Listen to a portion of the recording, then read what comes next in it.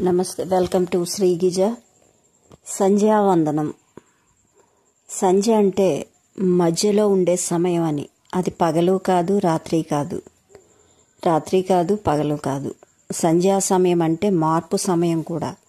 పగలు పోయి రాత్రి వచ్చే సమయం, రాత్రి పోయి పగలు వచ్చే సమయం. ప్రకృతి ఎల్లవేళలోని అత్యంత రమణీయమైన సంధ్యా సమయాల్లో మటుకు దాని రమణీయత ప్రత్యేకంగా అద్భుతం.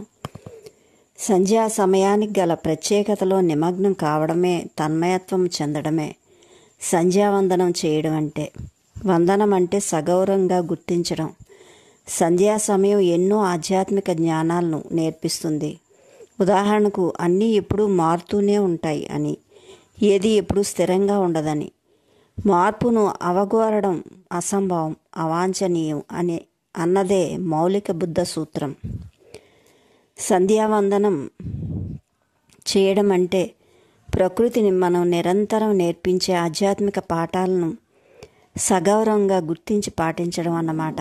ప్రకృతిలో తాధ్యాత్మికం చెంది ఆ రమణీయతను ఆస్వాదించినప్పుడు మనలో విశ్వశక్తి కాస్మిక్ ఎనర్జీ మూడింతలు ఎక్కువ అవుతుంది. కనుక విధిగా సంధ్యావందనం ఆచరించాలి. తద్వారా కావలసిన రోజువారీ జ్ఞానాన్ని, ఆనందాన్ని, శక్తిని మనం సమీకరించుకుందాం. Okay masters, like, share, subscribe. Thank you.